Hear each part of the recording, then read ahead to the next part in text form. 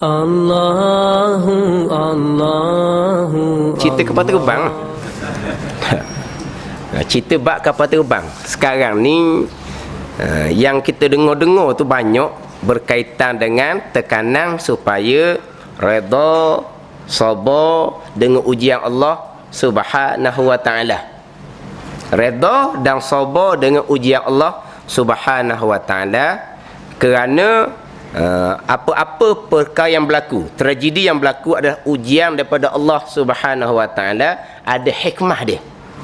Untuk menyedarkan kita, dia kata. Untuk menyedarkan kita, untuk mengisafkan kita. Kalau dulu kita jauh daripada Allah, kita ingat kepada Allah. Kalau dulu kita rasa kita hebat, kita boleh menguasai segala-galanya, sekarang ni butuh cari Allah Subhanahu wa taala. Itu hikmah, dia kata. Untuk menyedarkan kita. Memanglah kita dari segi akidah kita, dari segi sifat hati kita, memanglah kita berpegang di akidah kita, semua perkara yang dijadikan oleh Allah Subhanahu wa taala tidak sia-sia. Semuanya ada hikmah belaka. Ma khalaqta hadza batila. Tidak perkara yang engkau jadikan tidak sia-sia. Semuanya ada hikmah dia. Dari segi sifat mahmudah tasawufnya, memanglah kita wajib redha, kita wajib sabar dengan sekian perkara yang diuji oleh Allah Subhanahu wa taala. Ni Nabi kata ajaib. Ini ajaib orang beriman ni. Macam mana orang beriman ni? Apabila Allah Taala kurniakan perkara yang menyenangkan, orang beriman akan bersyukur. Itu yang baik bagi yang beriman. Kalau Allah Taala cuba dengan perkara yang kita minta berlindung, sebaliknya, maka orang beriman akan sabar. Itu yang terbaik baginya. Ini orang yang beriman. Sebab kita dalam kehidupan memanglah antara dua itulah, dapat nikmat ataupun dapat ujian daripada Allah Subhanahu wa taala. Orang beriman, nikmat bersyukur, ujian bersabar. Bersyukur dan bersabar, inilah yang terbaik kepada orang yang beriman. Mana apa orang beriman duduk dalam keadaan terbaik semua. Ini kedudukan orang beriman yang tidak ada kepada orang yang tidak beriman kepada Allah Subhanahu wa taala. Bertambah kuat iman, bertambah kuat ujian daripada Allah Subhanahu wa taala. Maka dalam masalah redha sabar ni, ini bukan timbul selepas daripada kita gagal menyelesaikan masalah, kemudian ditekan redha sabar. Ini asas kita dah.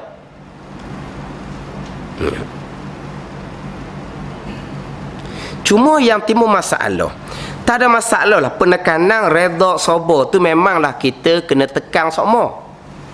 Berkaitan dengan redha, berkaitan dengan sabar. Bab ni redha ni sabar tu sendiri dalam Quran lebih daripada 90 ayat menceritakan berkaitan dengan sabar. Banyak ayat yang menceritakan kelebihan orang-orang yang sabar. Mana? Tapi yang jadi masalah sekarang, penekanan dia kepada redha dan sabar ni, untuk mengelak daripada ada orang menyalahi mana-mana pihak. Orang yang redha sabar tidak akan menyalahi mana-mana pihak. Orang yang menyalahi mana-mana pihak ni orang yang tidak redha, orang yang tidak sabar. Lagi kat tu.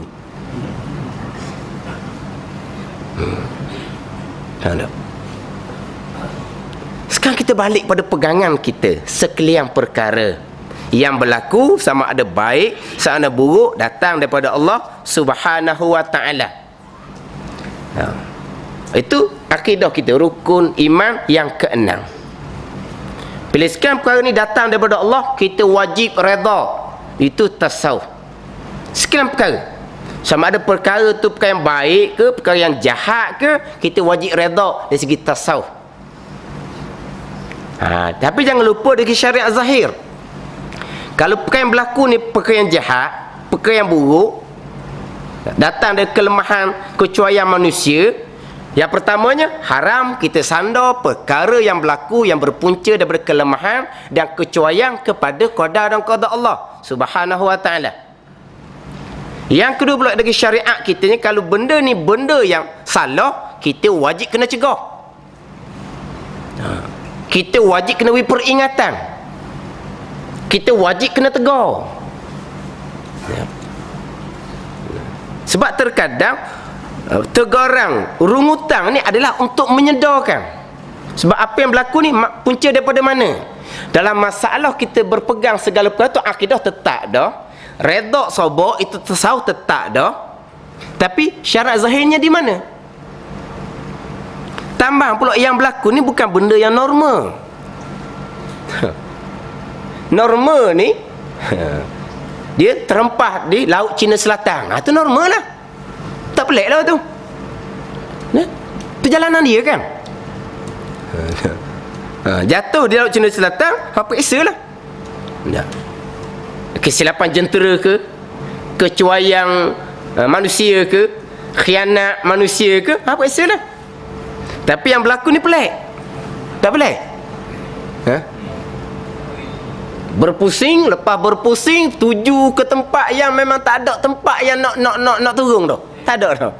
Dia selepas daripada Laut Hindi tu apa dia tak ada dah. Dia ke jenis kutuk-kutuk dah. Ke apa dia? Kat kutuk-kutuk dah. Tak ada tempat nak mendarat dah. Maknanya di situ memang nak turun situ. Nak hempas situ. Maka di sini jelas mari daripada perbuatan khianat. Satu. Tu perbuatan khianat jelas lah. Tu. Tapi siapa yang khianat itu serah pada pihak berkenaan lah siasat. Kemudian semasa orang ni buat kerja khianat, kita sendiri pihak Malaysia ni tidak ada kelemahan, tidak ada kecuaian. Daripada awal-awal lagi dah duk bising pasport palsu. Itu ke apa panggil tu? Kelemahan ke kecuaian?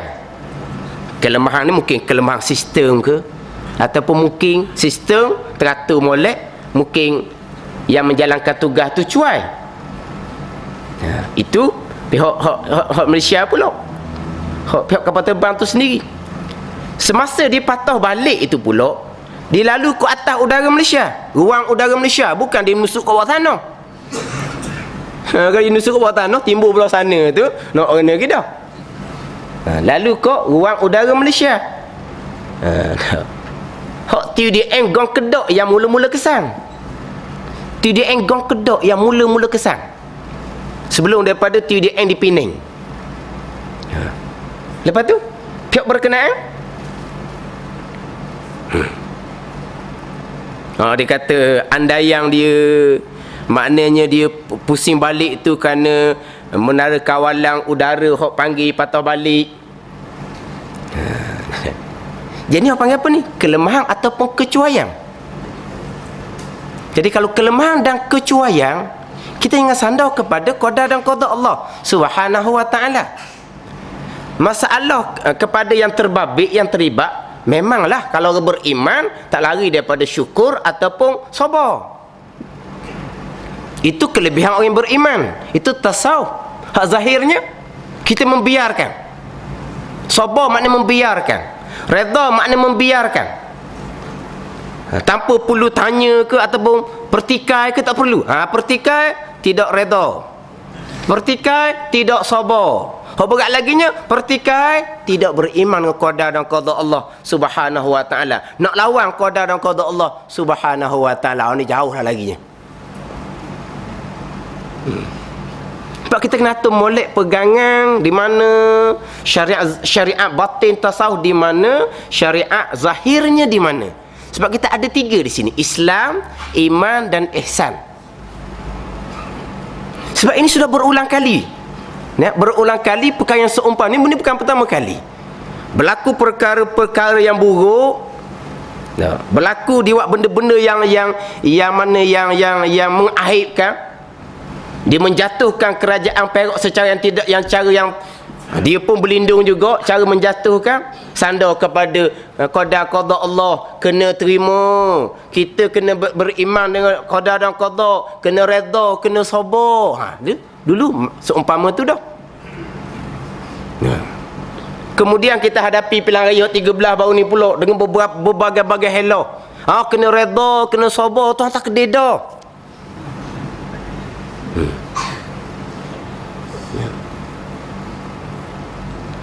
Tapi kenapa pihak berkenaan tidak menjelaskan? Ini orang panggil salah jalanan. Bak pegangan, bak tetap dah. Bak redha sabar itu bak tasawuf. Itu memang tetap dah. Sifat mahmudah dalam hati masing-masing. Cuma terselah ataupun tidak bergantung pada kekuatan iman masing-masing. Tapi jangan menafikan syariat zahir. Bagi pihak yang berkenaan, yang juga dipilih oleh rakyat, yang juga terima gaji dan elang daripada rakyat, dia bertanggungjawab untuk check and balance, kan dia panggil. Kena main peranan. Dia kata jangan persoal, sekarang ni orang sibuk. Ini orang lain pula yang menjalankan tugas ni. Tu kita tanya dalam masalah ni bukan bererti tak kerja hak yang bertanggungjawab tu. Sebab kat sekarang ni nak tutup mulut. Jangan persoal, jangan duduk kritik kelemahan dan kekurangan kecuaian. Tu beratlah seumpama tu. Dia memperalatkan agama untuk menutup kelemahan dan kecuaian. Kalau pihak berkenaan menafikan berlaku kelemahan ataupun kecuaian, jawab. Kelemahan tu tidak. Kecuaian tu tidak. Perjelaskan. Jangan kait dengan redha, jangan kait dengan beriman qada dan qada. Ada pihak yang mengatakan cuai. Perjelaskan. Tidak cuai. Keadaan sebenarnya seumpama ni begam. Kelemahan, tidak kelemahan. Sebab apa? Orang yang kata ni mungkin tidak tahu keadaan sebenar. Perjelaskan. Kedudukan sebenarnya ini bukan kelemahan. Cerita. Tak boleh nak perjelaskan, tak boleh nak jawab, orang agama pula main peranan. Jangan duk ungu, jangan duk menyalahkan. Sebab apa? Kita kena redha, kita kena sabar. Sebab apa? Sebab orang agama tengok dah. Kerajaan yang dia sanjung tu sudah terlekat. Maka dia pun kena main peranan lah pulaknya. Peranan mana? Redha, sabar, beriman qada dan qada. Macam mana?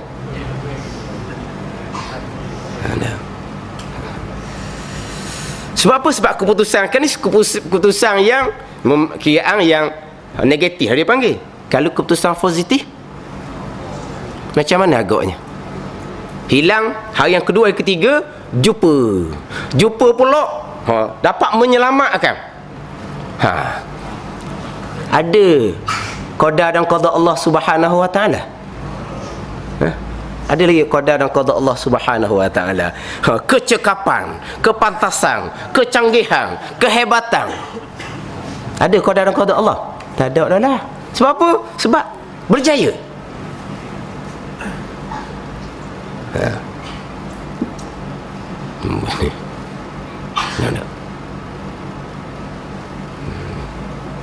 Banyak pula ditimbul berkaitan dengan dia kata main duduk kalu kata dia.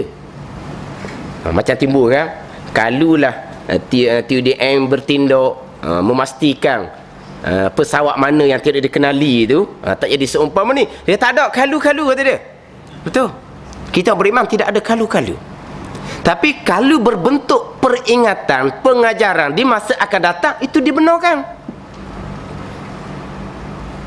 Bukan semua kalu tidak dibenarkan. Kalu yang tidak benarkan, kalu yang mana seolah nak mempertikaikan apa yang ditentukan oleh Allah Subhanahu wa taala. Tapi kalu untuk peringatan, itu dibenarkan. Contoh kita mak ayah dengan anak-anak.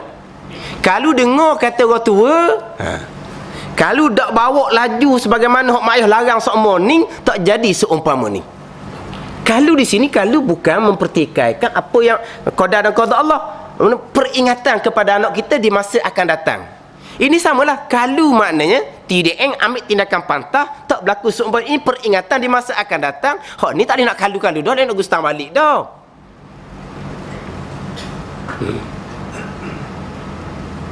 Nak.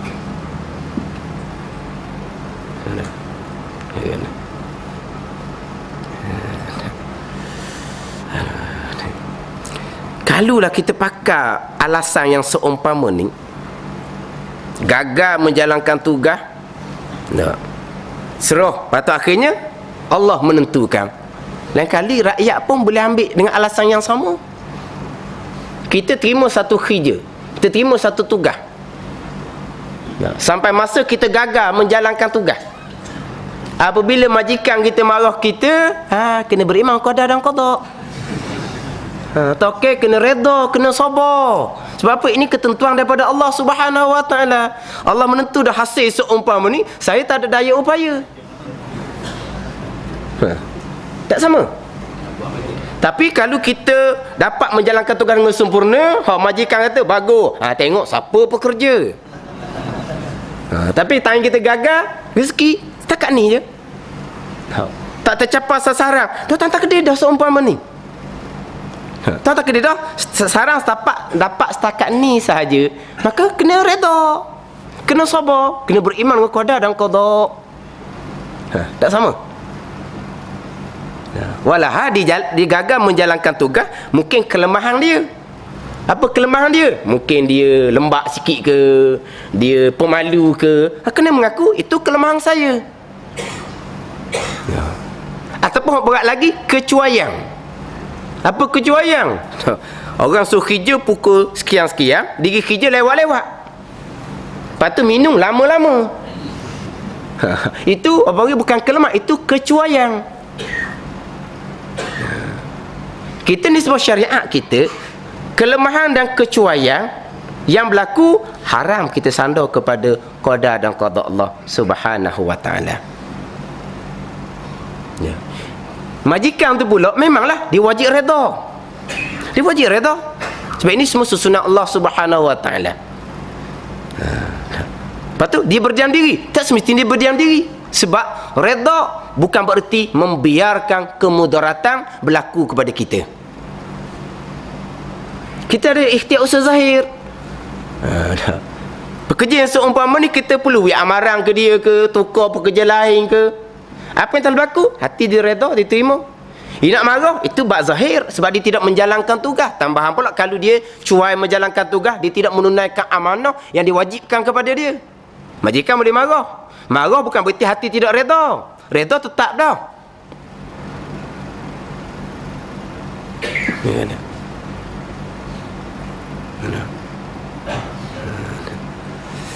Alhamdulillah. Macam tadilah, persoalan pegangan tetap dah kitanya. Kita berpegang bahawa kul lan yusibana illa ma kataballahu lana. Kata oleh Muhammad Muhammad, tidak menimpa akan kami satu perkara melainkan yang telah ditetapkan oleh Allah Subhanahu Wa Taala.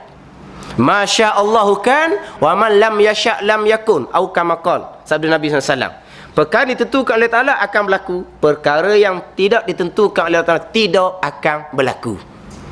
Itu pegangan kita. Tasawufnya wa narda bimawaqi'il qada, itu orang beriman. Wa narda bimawaqi'il qada, itu orang beriman. Bukan ada kursinya, sesiapa yang tidak redha dengan Tuhan Allah Subhanahu Wa Taala falyattakhiz rabban ghairi, Tuhan perintah cari Tuhan lain. Kalau tidak redha dengan Tuhan Allah Subhanahu Wa Taala, itu bab redha. Tapi jangan lupa pula syariat zahir kita. Redha bukan bererti kita membiarkan kemudaratan. Tambahan pula kemudaratan ni, kemudaratan bukan kita, ini kemudaratan negara. Di antara hikmah Allah Ta'ala cuba dengan cubaan ini, mana menzahirkan kelemahan, kecuaian yang ada di kerajaan sekarang.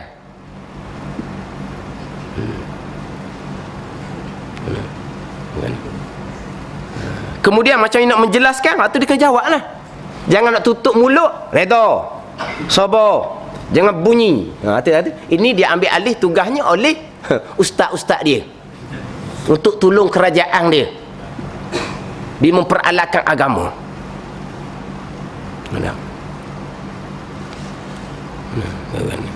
Lepas tu ada orang-orang yang beri respon yang tak baik, itu hadir lah tu. Tu memang tak patut. Tapi orang ni jangan sampai peringkat. Dia sampai peringkat taklimat kepada pihak pembangkang. Dia tak taklimat pun, dipanggil orang dia sahaja. Sekarang barulah dia nak panggil pembangkang pula untuk bagi taklimat. Mudah, bagi taklimat. Perjelaskan apa perkara yang berlaku tu, perjelaskan.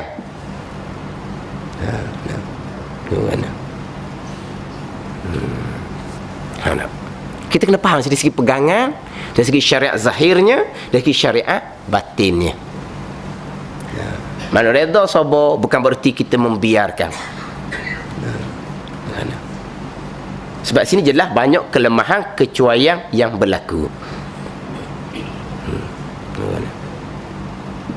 Kita syariat zahirnya diharamkan kita sandar kelemahan kecuaian kepada ketetapan Allah Subhanahu wa taala.